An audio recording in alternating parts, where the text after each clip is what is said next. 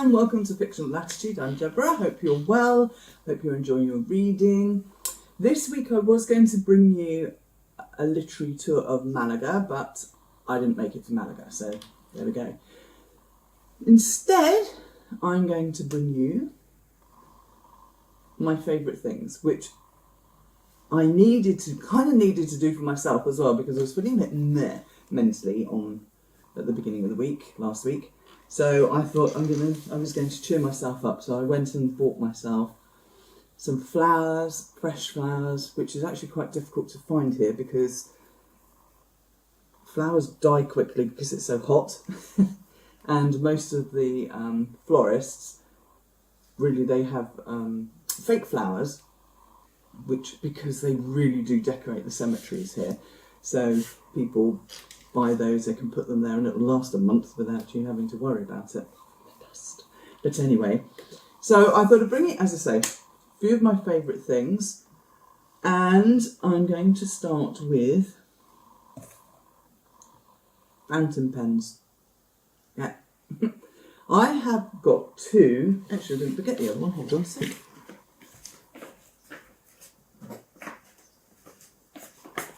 That I have had, well, this one, which is a Shaeffer, is gold plated. A little bit closer. You know, focus camera.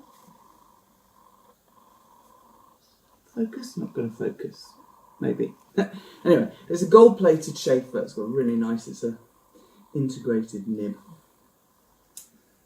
I've had at least 40 years.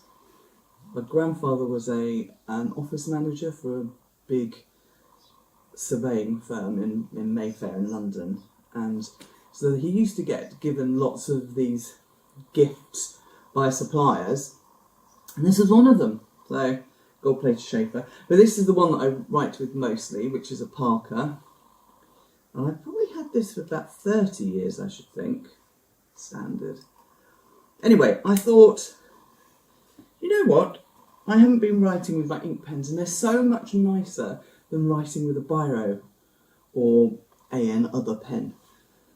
And it's just, so that's what I've been scribing with recently, and it feels so, so nice. Unfortunately, can't have everything, can you? The stationery shop only had black ink, but and I prefer blue, but still, ink pens. So, love a fountain pen, and these are my two that I've had for many a year. When I went into the stationery shop, the other thing that I wanted was a notebook in which to finish off my novel. So I thought I'm going to go for not one of these horrible things that kids take to school.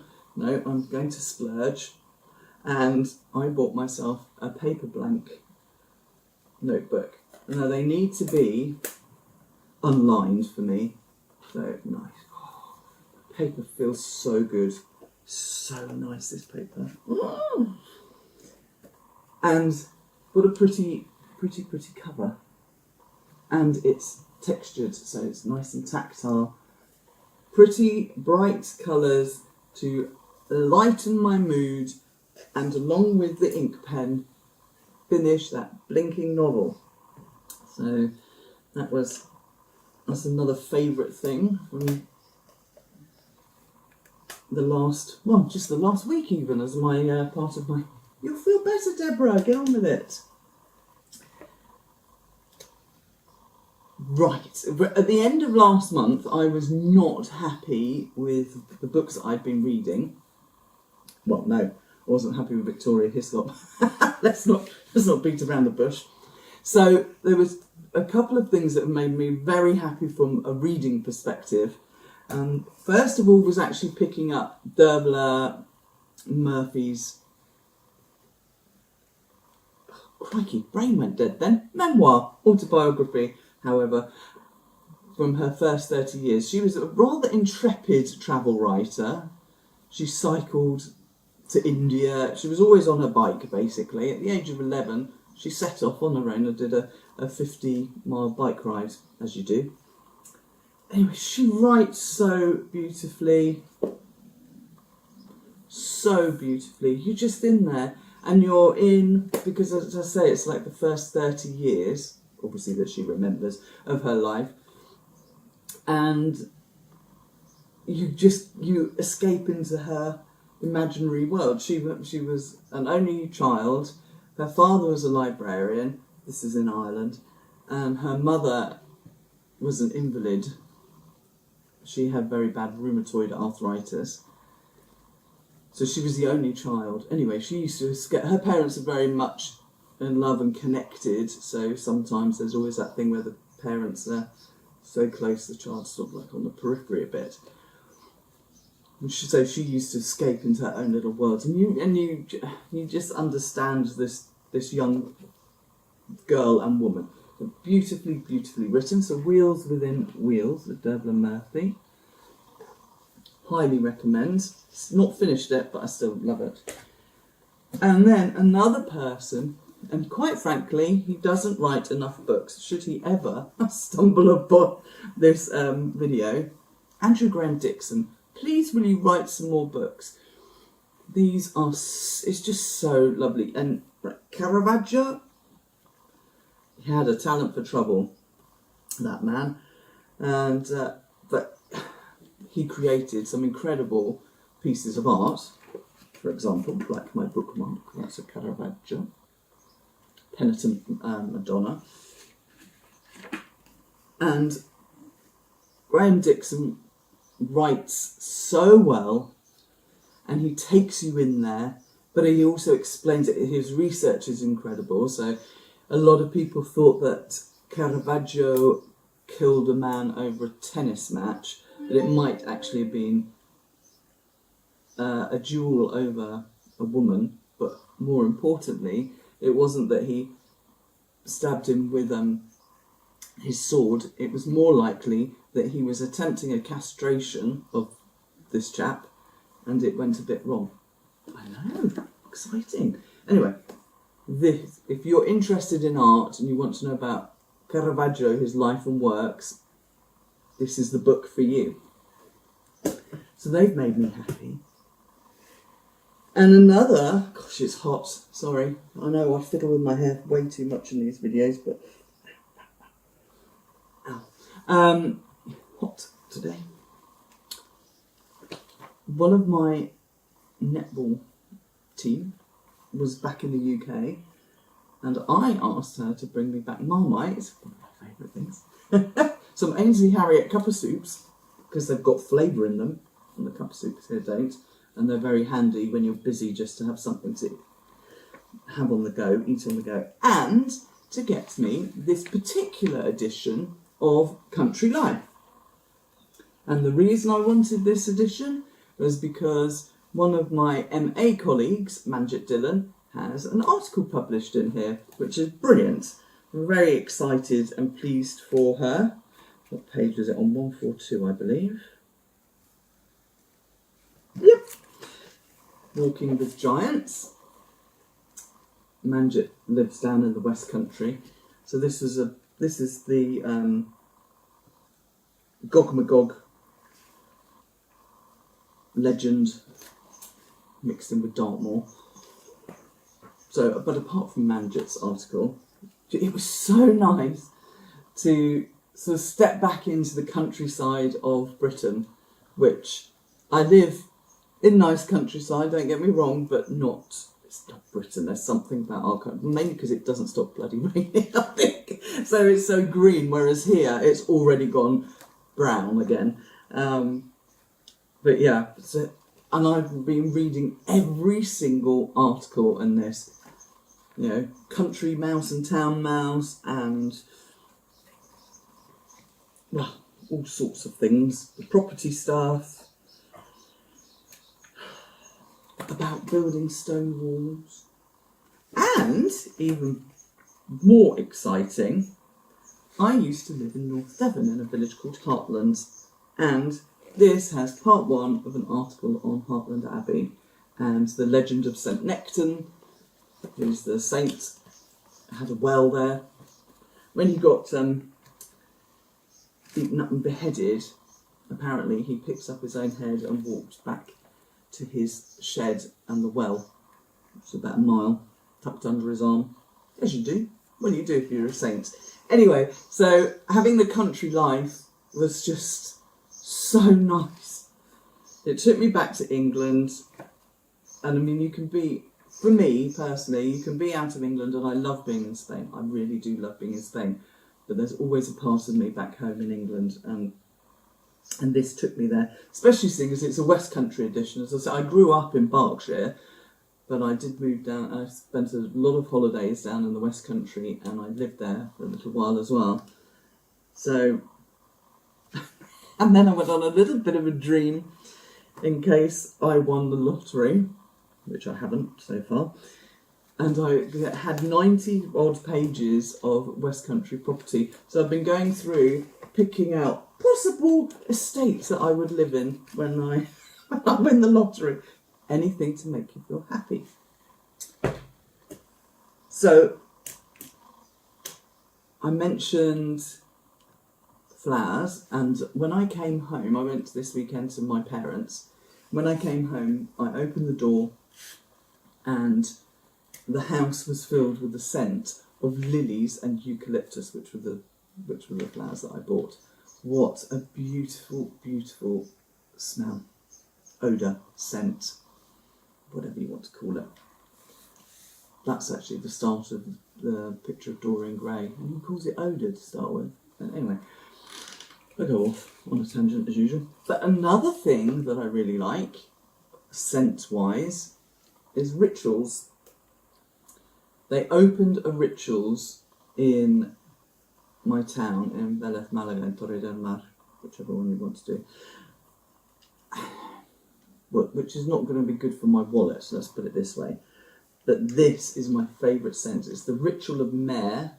Mehr, M-E-H-R, don't know. And it is divine. Absolutely my favourite of the scents. And I spritz my bed with this after I've made it in the morning, which is one of the things that I'm trying to do to try and get the head in the right space, is make my bed. And I give it a little spritz of this. And then I also spritz, when I haven't got flowers in the house, also spritz the sofas and the daybed and what have you, because they tend to have, even though I've got throws on them and I wash the throws regularly, I have 3 dogs. And, you know, dogs smell of dog. So this now covers that a little bit in between washes. So that's another of my favourite things. As soon as I spritz it on the bed in the morning, it's like, lovely. And where else are we going? We're going beauty. Yeah, I'm not big on the beauty thing. I cleanse, tone, moisturise. And this is the moisturiser, and it's from, which is no good if you're not in Spain really, but it's from Mercadona, and it's the vitamin C 50, so it's got an SPF of 50 in here, and it's oil free, which is very important, especially in the summer, because I have to wear factor 50 because I'm a redhead and I burn like as soon as I step outside. But also the oil free, because you have to put all of the suntan lotion on and everything, your skin does tend to get a bit blocked up, and this being oil free means that it's better for my skin, which is not the best skin in the world, but this really helps. And as I've got over the age of 50 as well, it's all starting to dry out rather drastically, so that's a big thing. Just need a little, sorry Sarah, my sister slurp of tea.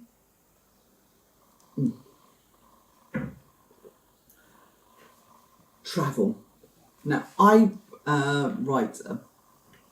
write really in 2 niches predominantly. That doesn't mean I don't write in others, but predominantly in travel and real estate. And travel is my thing. And I particularly like to travel by train. I went interrailing when I was younger with my best mate. That was an adventure. And I love train travel, because you get to see what's going on around you, unless you're on the night train, in which case, woof. But if you're on the night train, do you know what? You're doing two things for the price of one. You are sleeping in accommodation and you are on the move travelling, which means that you save money in a way. That's my logic anyway. In order to make myself feel happier, drew up a list of places that I would like to go in the next year or so, or less actually, maybe 6 months. And the few plans that I have got is, one, we have a surprise, and she won't be watching this, so it doesn't matter. We're going to have a surprise visit to London for my aunt's 70th birthday. There are only 5 of us in our family, so if you don't count our partners, it's quite important that we keep in contact, especially as we're getting old. So Mum and Dad are going over as a surprise. My sister and I will be like, here we are, blah, blah, blah, let's plan this, let's plan that. And then we will roll out the oldies. That's my aunt's surprise, because it's my father's her brother. So that'd be nice. So we'll have a couple of days in London, and then, even though it's going to be December, it'll be winter, but what a better time to visit Yorkshire, I think, than when it's going to be, I don't know, maybe this is the gothic thing in me, when it's dark and windy and wet and... Anyway, so we will probably be going up into Yorkshire, go to Whitby, do a little bit of a literary tour of Yorkshire. So, as I say, Whitby, oversee the Brontes, fish and chips for my sister, something and chips for me because I'm allergic to fish. But looking forward to that. And bookshops, British bookshops. Can't wait. But I also will be heading to Italy again, and I have 2 train trips planned there. One, there's Slovenian Railways have reopened an old line. A few years ago, an old railway line, but I'm going to digress, I'm going to go back a few years. A few years ago, I went to visit a friend in Austria, and then from there, I went by train to Slovenia. So I went to Ljubljana, explore. But to get back to Italy, and Trieste is literally, you can throw somebody this far. There is no train because they shut the line all these years ago. So I had to get a Flixbus, which isn't a bad alternative, let's say, from Ljubljana to Trieste. But now, Slovenian Railways have reopened the line from Trieste through Slovenia down into Croatia. And it's cheap as chips as well. It's something like €8 one way. You could do it goes through the 3 countries in 2 hours. There's about 7 or 8 stops. I can't remember now. And I thought, I'm going to go on that. They've only opened it for 3 months, so I've got to be there before the end of September. In fact, I need to go there in the next couple of weeks, really, because I do not want to be going there with all the tourists. And yeah, so I want to do that. And then the other train journey is in Sicily. So that will involve a couple of things. One, I'm thinking I might get the night train from Roma down to Palermo, mainly because I just love night trains. And also the train goes on the ferry, which is pretty cool as well. You don't get that. I mean, you do. You get it on the Interrail, obviously. Interrail? Eurotunnel. No, it's got its own line, isn't it? It's not the same thing at all. Talking rubbish. So, yes, the train goes on the boat. So I'm looking forward to that. And then you've got the coastal line, which is pretty good. And I am a big fan of Montalbano, which is Andrea Camilleri. And that's how I tried to learn Italian until my partner told me, you're learning Sicilian dialect, Deborah. And I was like, oh, okay. Forget that then. Anyway, so that would be quite nice. Valle del Noto, and they've got some very nice Baroque towns there, etc. Ragusa, blah, blah, blah, blah, blah, blah, blah. And also going around, you've got the circumnietna, so to go around the volcano. So that's my travel. Yay! Love it. But I do have a way longer list of things which I'm going. And if I go small, I can do little bits every now and again. And penultimate, it's summer, and my favourite food. Let's hope I lose some weight. But no, my favourite food is salad, and I will put a picture up, whichever side, of today's lunch, which is a salad, and I've already planned it in my head. I'm going to have glistening black olives on there, and roasted red pepper, and a little bit of sweet corn, and some avocado, and mixed leaves, rucola, olive oil, lemon, fresh from the tree, my leaves, some basil, which I've got growing outside as well. I've got to replant my lettuces. I've eaten the last of the ones from my garden, so I've got to replant those.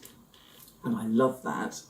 Absolutely love in the summer going outside, picking my lettuces and rucola and spinach and what have you, and putting it in a bowl. And of course in August, July, August, when the figs on my tree will be ripe, I can go and get a sun-warmed fig from the tree.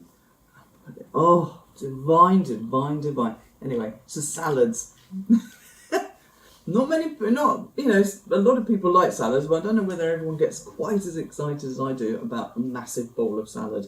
Anyway, so that's a summer favourite. And last but not least, and of course, there's not one of them, oh no, there is one, but I can't be bothered to pick up the camera, are my dogs. So they are my favourite things, whatever the weather, whatever the time of the year, they make my life complete. And I have 3 abandonados, 3 dogs that have just made their way into my life, and I love them to bits, and they make me happy. They also irritate the hell out of me when they bark, but they are the thing that makes my day-to-day life definitely more manageable. So that's my favourite things. I hope you didn't find it too boring and non-literary related. I did try and keep that in there. As I say, country life, lovely. Andrew Graham-Dixon's Caravaggio, and Dervla Murphy's Wheel Within Wheels, Wheels Within Wheels, they are worth reading. And I promise that I will get to Malaga this week at some point and film, and next week you can have a Malaga literary tour. So take care, hit the subscribe button, give me a thumbs up, 2, well no, just one of them. If you wanted to click twice, you'll take it off. And I hope to see you again soon. Cheers, bye!